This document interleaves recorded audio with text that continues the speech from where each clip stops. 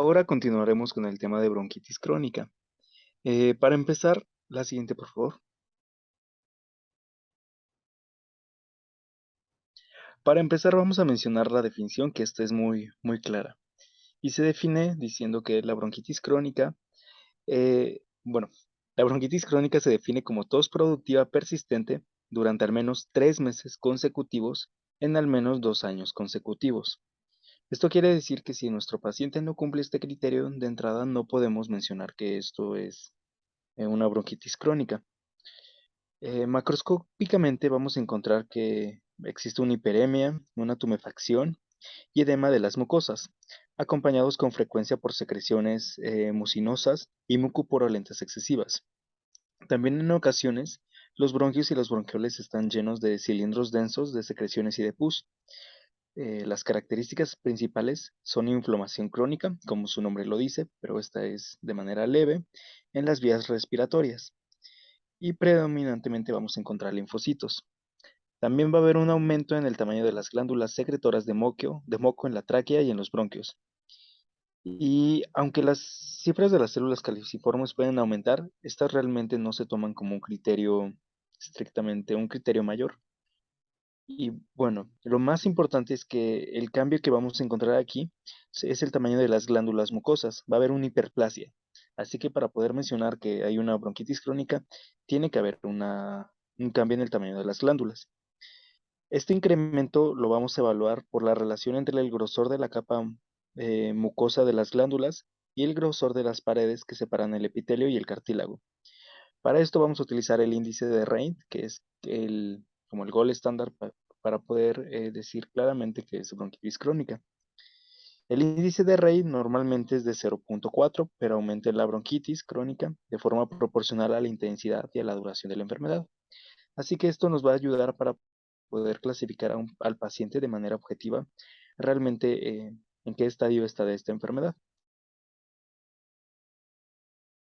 También es importante mencionar que el EPAL puede mostrar metaplasia y displasias escamosas, y que existe un estrechamiento importante de los bronquiolos, causado por el tamponamiento del moco y las inflamaciones y la fibrosis.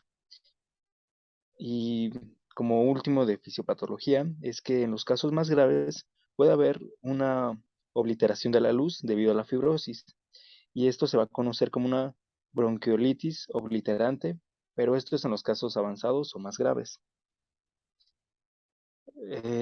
También es importante mencionar que el consumo de los cigarrillos, como ya hemos mencionado en las patologías anteriores, aquí tiene un papel muy relevante. La siguiente, por favor. Bueno, la patogenia.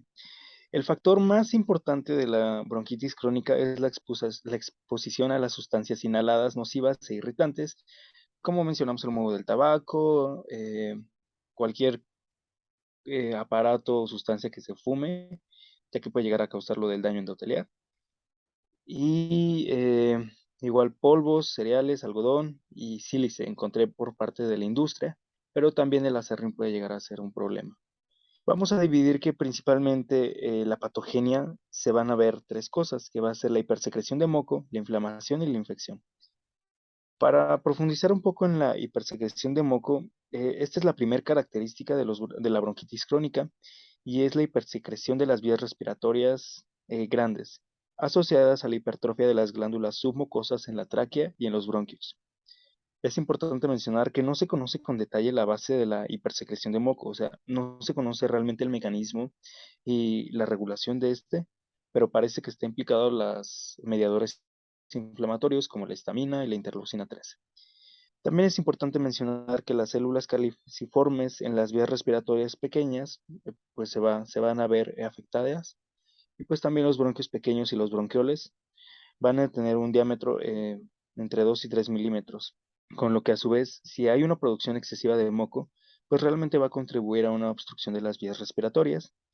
Y todo esto genera que se cree que la hipertrofia de las glándulas de la submucosa, como el incremento de las células caliciformes, es una reacción del cuerpo, tratando de responder a este estímulo que fue inhalado o que se encuentra presente, como una manera de evitarlo. O sea, el humo del tabaco, los contaminantes, todo eso, cuando el cuerpo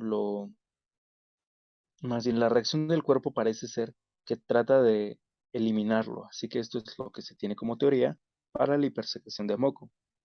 Por otra parte, la inflamación, los inhaladores o todas estas sustancias que se inhalan inducen una bronquitis crónica, provocando un daño celular que causa una respuesta inflamatoria aguda y que esta a su vez, pues si se sigue generando el daño, se convierte en crónica y pues las células que están implicadas en estas, como ya sabemos, son los neutrófilos, los linfocitos y los macrófagos. Por otra parte, la inflamación de larga evolución, pues nos puede llegar a generar una fibrosis, nos puede llegar a generar otros acompañantes que realmente ya nos hablan de un deterioro celular bastante importante y que si el factor se continúa, pues la inflamación va a ser crónica y sabemos todos los problemas que nos puede generar.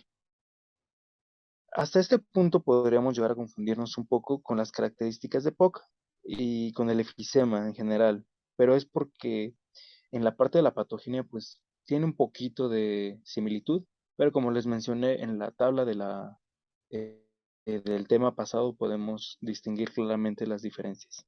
Bueno, por último, la infección. La infección no siempre se encuentra, pero no inicia, digamos, con bronquitis crónica, no es algo de nuevo.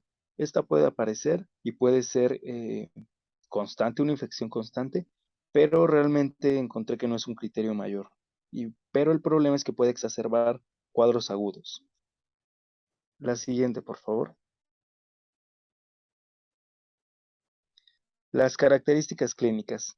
Aquí es importante mencionar que realmente aquí no van a variar tanto del tema pasado, pero vamos a encontrar que va a ser una tos productiva, persistente, con un esputo escaso, eh, y también puede ser que no haya ningún otro problema más que una tos constante por parte de los pacientes, pero esto es por lo que mencionamos que el daño es celular, es crónico y por un tiempo el cuerpo puede aún así asimilar el daño, pero cuando ya sobrepasa de su límite es cuando se hacen visibles los síntomas y pues la presentación clínica del paciente. También en estadios un poco más avanzados podemos encontrar hipercapnia, hipoxia y cianosis. La siguiente, por favor. El pronóstico. El pronóstico igual aquí no es muy favorable si hablamos de casos graves o no controlados en el cual los pacientes no han tenido un buen apego al tratamiento en cambio del estilo de vida y con los broncodilatadores necesarios. Así que realmente puede generar problemas cardíacos y específicamente la insuficiencia cardíaca, lo que puede generar que esto sea la causa del fallecimiento del paciente.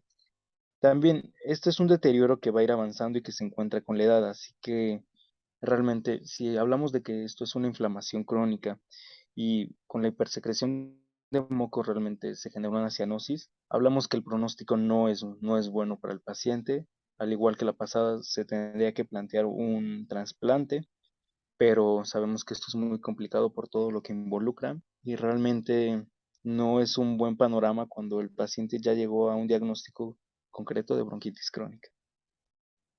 La siguiente, por favor.